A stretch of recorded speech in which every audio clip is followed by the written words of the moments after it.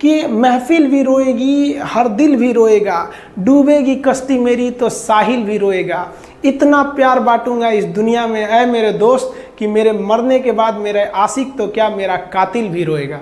और दुनिया में ना किसी भी समस्या है भाई, उसका सबसे अच्छा एक टोल फ्री नंबर है। दुनिया की कोई भी समस्या का सबसे टोल फ्री नंबर है दोस्त। एक बढ़िया दोस्त बनाओ भाई, 2-4 लोगों का, और उनसे ही आप पढ़ाई लिखाई हर तरह के डिस्कस करते रहो। दोस्त से बढ़िया टोल फ्री नंबर कोई नहीं है, हर चीज़ का इलाज है। और कुछ दोस्त जिंदगी में तो ऐसे बनाओ ना जो आपकी प्रॉब्लम को वैसे ही समझ जाए जैसे डॉक्टर की लिखावट मेडिकल स्टोर वाला पढ़ लेता है। और एक बात और, ये जो अच्छी किताबें होती हैं और अच्छे दोस्त होते हैं ना, जल्दी समझ में नहीं आते हैं। लेकिन इसलिए दोस्ती बहुत अच्छे सोच समझ के कीजिएगा, क्योंकि कहा जाता है कि एक आम 10 आम को सड़ा सकता है, लेकिन 10 अच्छा आम एक सड़े हुए आम को कभी ठीक नहीं कर सकते हैं। इसलिए अगर आपको कोई आपके सर्किल में, कोई आपके करियर में कोई बाधा आता है तो तुरंत बाहर कीजिए, उनसे कोई इग्नोर मत कीजिए। जिंदगी जो है ना वो एक एग्जाम की तरह है, और इस एग्जाम में ना ज़्यादातर लोग फेल हो जा रहे हैं। क्यों फेल हो रहे हैं? क्योंकि वो एक दूसरे का नकल कर रहे हैं और उनको पता ही नहीं है कि सबका क्वेश्चन पेपर अलग है, इसीलिए फेल हो रहे हैं। तो जिंदगी में सबकी समस्याएं अलग होती हैं। आप दूसरे की समस्या से केवल साहस ले सकते हैं, उसका तरीका नहीं अपना सकते। हिम्मत बनाए रखिए कि नहीं, हमें भी इस सफलता को पाना है। और ये जिंदगी जो है ना एक अजीब सी रेस है यार, समझ में नहीं आता है। अगर तेज भागिएगा तो आपके अपने पीछे छूट जाएंगे, और धीमे दौड़िएगा तो आपके अपने ही आपको पीछे छोड़ के चले जाएंगे। इसलिए जिंदगी की रफ्तार इतनी बनाए रखो यार कि भले दुश्मन आगे निकल जाए लेकिन एक दोस्त पीछे नहीं छूटना चाहिए। अपने ज़िंदगी में हौसला बना के रखिए।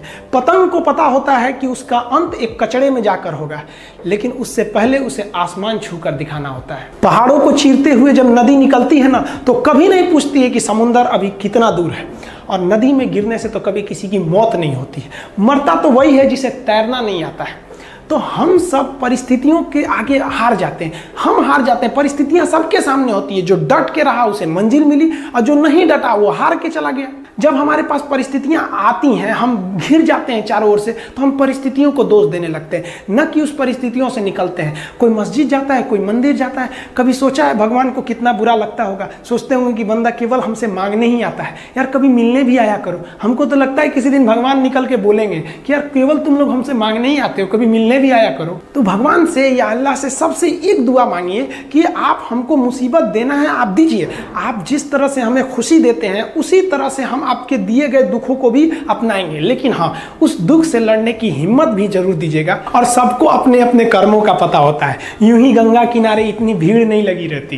देखिए जिंदगी में आपसे भी कुछ गलतियां होंगी, और गलती किससे होती है? जो काम करता है, मेहनत करने वालों से ही तो गलतियां होती है। निकम्मों की तो पूरी जिंदगी निकल जाती है दूसरों में कमी ढूंढते ढूंढते। देखिए सफलता और असफलता में थोड़ा सा का अंतर है। सफलता आपका परिचय दुनिया के सामने कराएगी, और असफलता दुनिया का परिचय आपसे करा देगी। इसलिए सफल जरूर होइए। देखिए 97% लोग जो है ना वो थक के किसी काम को छोड़ देते हैं, और जिंदगी भर उन 3% लोगों के लिए काम करने लगते हैं जो कभी भी हार नहीं मानते। मेहनत बता देता है कि परिणाम कैसे मिलेगा, वरना परिणाम तो बताता ही है कि आपका मेहनत कैसा था।